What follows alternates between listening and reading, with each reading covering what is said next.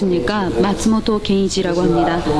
저는 평론가 그리고 레이타쿠 대학의 교수 역할을 같이 맡고 있습니다. 하지만은 그 대략적으로 그 동아시아와 관련되는 그런 것들을 제가 전공으로 하고 있습니다. 네, 오늘은 그 제 연구 영역의 하나이기도 한 일본의 아시아주의 그리고 일본의 내셔널리즘과 관련되는 말씀을 드리고자 합니다.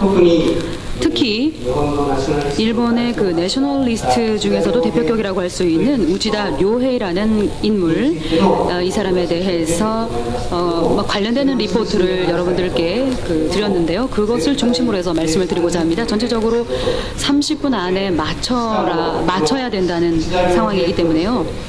게다가 또 우지다 료헤이와 또 이 프로시딩에는 나와 있지 않지만 요시쿠라 오세라는 인물이 있는데 그 인물에 대해서요 말씀을 드리려고 합니다.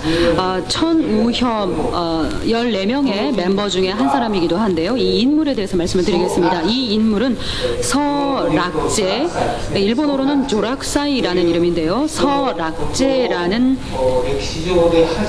인물에 대해서 역사상 처음으로 소개를 한 인물입니다. 이것은 1901년도의 일인데요. 지금으로부터 109년 전입니다.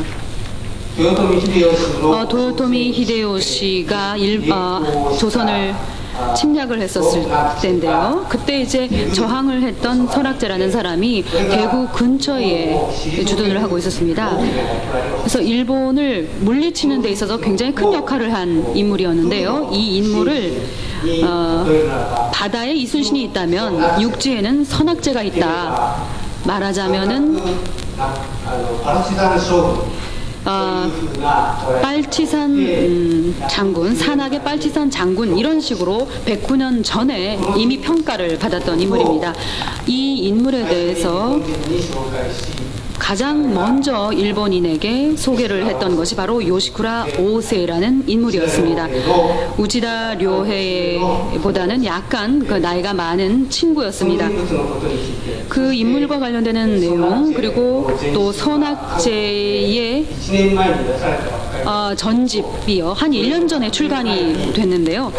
한 100년 전에, 그러니까 한 109년 전에 이 요시쿠라 오세가 소개했던 그런 인물이었다라는 것, 그 의미가 무엇이었는가 그 부분에 대해서도 오늘 언급을 하고자 합니다.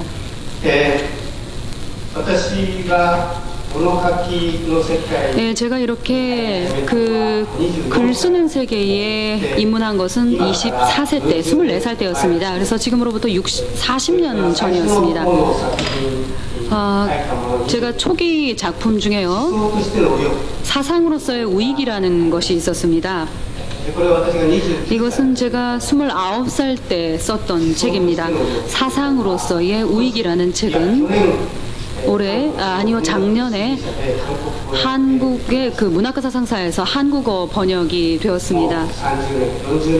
한 30-40년 전 가까운 오래된 책입니다만은 한국어판이 나왔습니다. 이 책에요, 그 우지다 료헤이와 관련되는 내용을 굉장히 상세하게 제가 거론을 하고 있습니다. 하지만 그 우지다 료헤 그리고 한일 합방과 관련되는 문제에 대해서 읽었던 어떤 한 인물, 이것은 한일 합방에 대해서 굉장히 힘을 쓴 것으로들 얘기들을 해서 한국 안에서는 별로 평판이 좋지 않은 이용구라는 인물이 있습니다. 이 이용구의 자손이요, 오히가시 군요라는 그런 이름으로 불렸는데, 오히가시라는 것은 사실 대동국이라고 하는데요.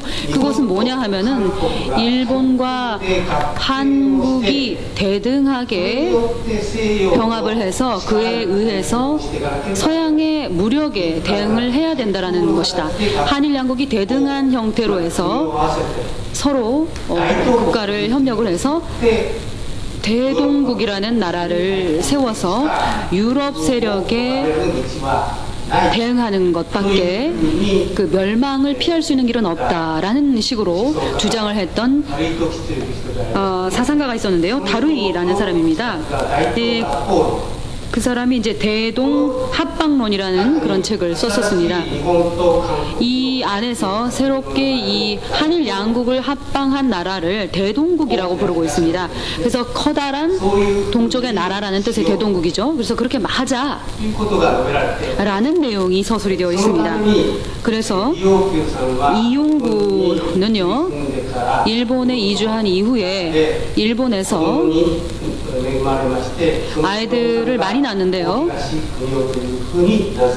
그래서 그 아이들 중에 하나가 오이히가시 구니오라는 이름을 얻게 되었습니다. 내 사상으로서의 우익이라는 그 책에서요, 그 우치다 료헤이와 관련되는 부분, 또 일진회라는 부분을 그분이 읽고서 저를 만나러 왔었습니다. 1976년경이었으니까요. 34년 전의 일입니다. 그리고 같이 좀 만나러 가줬으면 좋겠다는 그런 사람이 있다고 얘기를 했습니다. 그래서 어디에 데리고 갔었냐 하면은요, 일본에서 그 우익의 거점이라고들 했었던 현양사, 겐요사의 그 도야마 미츠루 씨의 손자분, 이름은 그 도야마 가츠군이라고 하는데요. 뭐 국가를 세운다라는 뜻의 이름입니다. 그래서 그 손자분한테 데리고 갔었습니다. 그래서 그 마츠모토 씨가요, 이용구와 그리고 우치다 료헤, 도야마 만 씨 같은 그런 일본의 내셔널리스트들과의 어떤 관련성, 그리고 한일 뭐 병합의 문제, 이런 문제에 대해서 언급을 하면서 논문을 쓰고 또 책을 저술을 하고 있으니까 좀 이 사람 의견을 좀 들어달라. 또 도야마 다츠쿠니 씨 앞에서 제가 쓴 글 중에서 그 인용이 되어 있는데요. 그 인용이 되어 있는 부분을 낭독을 했었습니다. 그것은 우치다 그 료헤이 씨는요, 한일 합방을 한 그 일본의 민간 우익,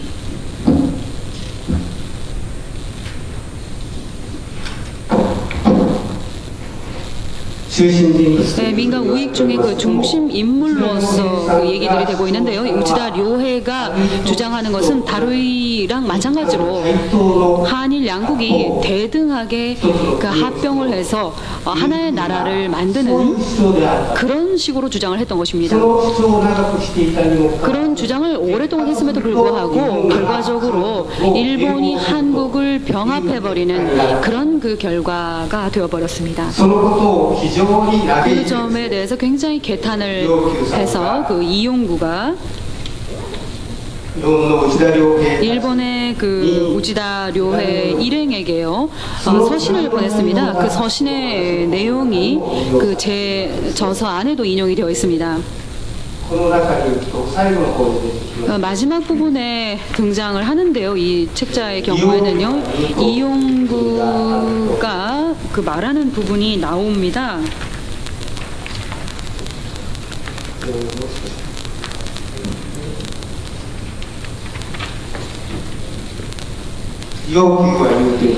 이용구는 말한다라는 부분이죠. 국사가 이루어진다는 것은 이것을 말하는 것인가? 다시 말해서 한일 병합이 이루어진다는 것은 이런 것인가? 그 결과적으로 한일 병합이 이루어졌는가라는 것이죠. 일진회의 목적은 이것이었나? 일진회의 회원들의 생활에 성취라는 것은 바로 이것을 말한 것이었는가? 지금 나 자신은 이렇게 말하면 이런 말로 부하로부터 조롱을 당하고 있다. 그러니까 이용구는 매국노라는 취급을 받았던 것이죠. 그래서 부하로부터 조롱을 당하고 있다. 그 중에는 매국노라고 부르는 부하도 있다. 차라리 황천에 가버리고 싶다. 그러니까 죽어버리고 싶다라고까지 생각을 하지만 지하에는 선조들의 영혼이 있어서 부끄러워서 그들 물 낯도 없다. 도대체 송병준과 이용구가 기만을 당한 것인가? 그렇지 않으면은 스기야마 시게마루 그리고 우치다 료헤, 다게다 한시 이러한 사람들이 조롱을 당했는가, 기만을 당했는가라는 그런 내용의 서신을 보냈습니다. 그 서신을 도야마 미츠루의 그 손자 앞에서 읽어 내려가면서요, 이런 식으로 우리는 매국노 취급을 당했다. 하지만 한일 병합과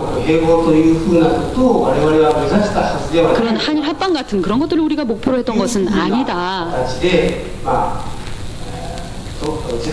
그래서 그런 식으로 우치다 료해에게 뭐 문책을 했다고 할까요? 말로써 이거 비난을 했던 것입니다. 이러한 서신을 도야마 다츠쿠니 씨 앞에서 낭독을 했었다는 것이죠.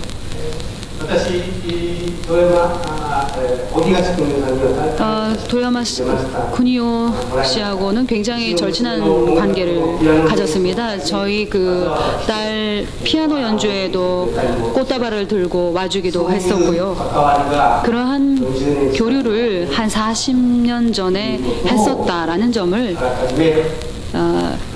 제가 발표를 하기에 앞서서 언급을 하도록 하겠습니다.